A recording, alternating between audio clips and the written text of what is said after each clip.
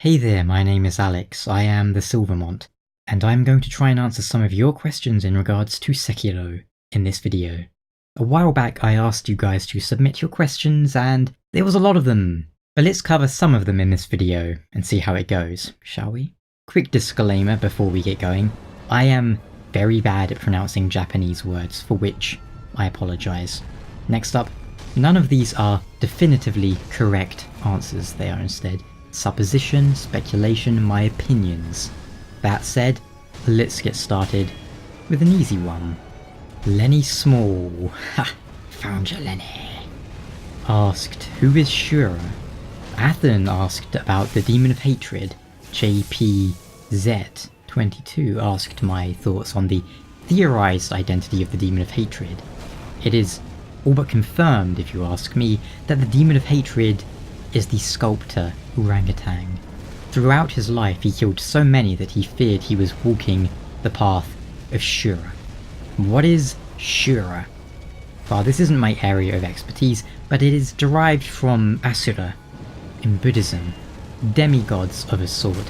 They are almost in a sense similar to Greek gods in that they partake in excess and indulgence, embodying some negative traits to a very large degree. As for Japanese Buddhism specifically, Shura is a sort of war god, you could say. If you are fighting and killing again and again, you may become Shura. You may manifest Shura, anger, pain and death. The monkey ninja indulged in these to such an extent that he saw where his path led.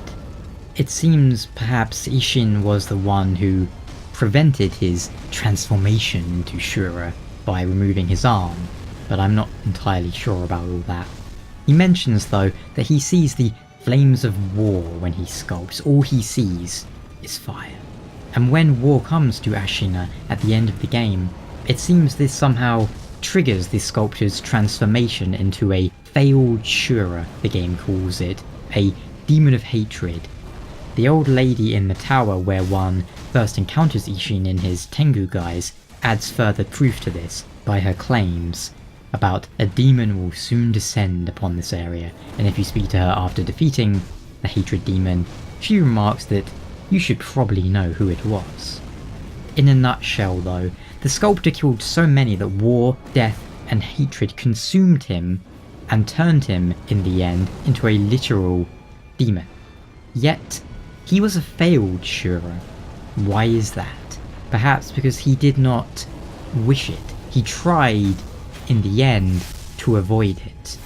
Whereas Wolf, in the Shura ending, fully indulges in the killing and becomes the true Shura. Many people asked questions about the various forms of immortality. How many are there? How do they work? And so on and so forth.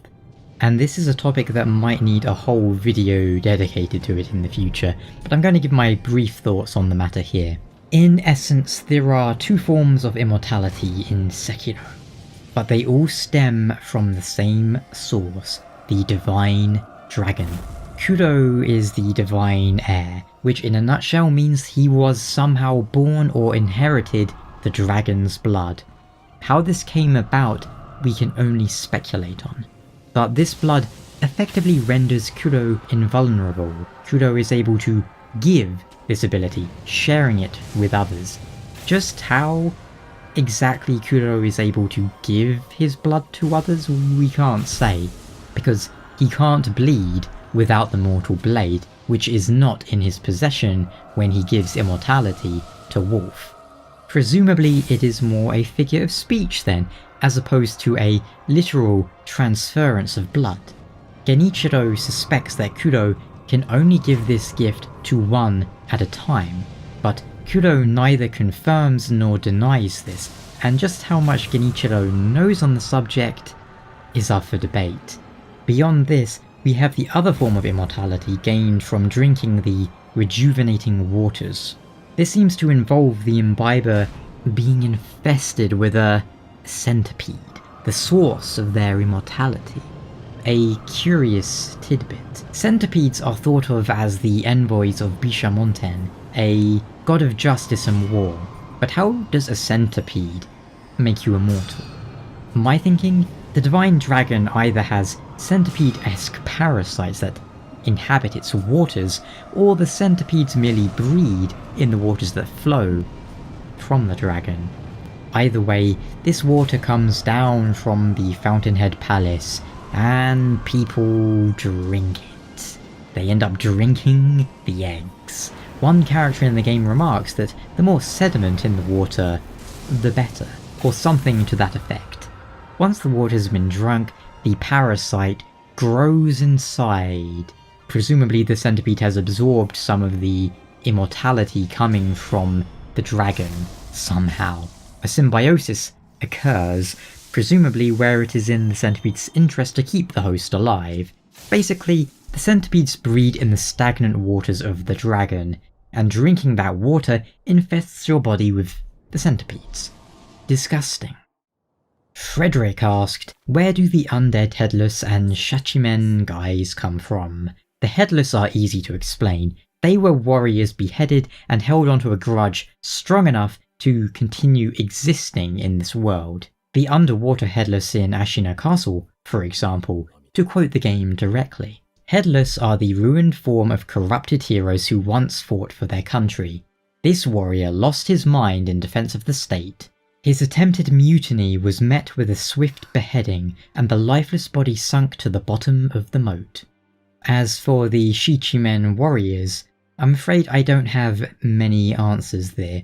I know there is a Mount Shichimen in Japan, but I don't know if this means the warriors are from that region or have anything to do with it. In Japanese, they are called Seven-Faced Warrior. If they have some connection to a Japanese myth, I am not aware of it. Perhaps someone can enlighten us. CC wants to know about the Divine Child. Is he evil? If so, why does he help? Well, for starters, I believe the Divine Child is a girl, but is she evil or tainted? I don't think she is evil, but tainted, yes, somewhat. It was interesting to me that CC wrote evil/tainted, as if they're sort of the same thing. I'd say there's a big difference there, after all. Being evil is typically a choice, whereas being tainted, you might not have any control over that, and the Divine Child certainly didn't. The Senpo monks lost their way and became obsessed with chasing immortality, it seems. We find many elder monks infested with centipedes. The Divine Child is essentially a fake divine heir. We do not know exactly how she was created, but we know there were many failures leaving her alone. And even in falsehood, the dragon's blood has power. The Divine Child does not look well on the monks who created her and her situation. Still, she guards one of the Immortal Slayer blades, the Mortal Blade, Fushigiri. The blade we obtain from her is known as the Gracious Gift of Tears. As for Genichiro's Mortal Blade, I don't believe we have the name for that one. The Divine Child is somehow able to use her blood to create rice. Or it might not be specifically her blood, but the two are very interconnected.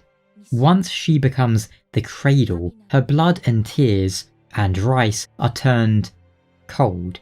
Are dragons cold-blooded? You might think so, as they are lizards, but then again, could a cold-blooded thing breathe fire? Weird. But this ritual could be a step further in her connection to a dragon. She's a good-hearted girl, though, despite the dire machinations surrounding her conception.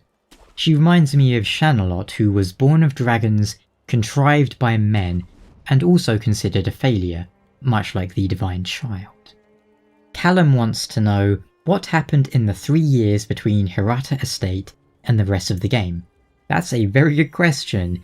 As far as I'm aware, one that we can't really answer right now. It's a great idea for some DLC though.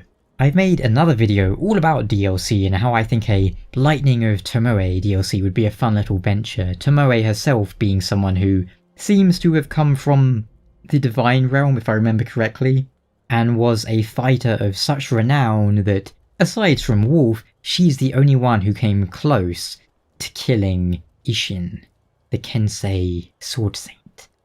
All we know is that Owl died at the Hirata estate, and something happened after that event, wherein Kuro was taken to Ashina Castle and Wolf was left in a semi-impotent state. The soldiers of Ashina aren't concerned with Wolf at all, believing him broken, beaten, useless, having lost all reason to continue, all reason to live. It is unusual, isn't it? Emma's letter is all it took to prompt him into action, but what could have led him to this very start of Dark Souls 1 condition? Did you notice that, by the way? I can't have been the only one. How the beginning cutscene in this game is almost identical to Dark Souls 1. Even the way you slowly stand up after someone throws an item down at you. Crazy. As for the Hirata estate, well, there's a lot to speak about there, like with Owl and Lady Butterfly. We'll go into that next time though, because there are a lot more questions which we will have to cover in another video soon, such as the Mortal Blade, the second Mortal Blade, Owl, Lady Butterfly, their goals, amongst other things. For the time being though, I hope this video helped, and of course if you have any questions you'd like to see covered in a future video, let me know. Likewise, let me know what you think of this video's format.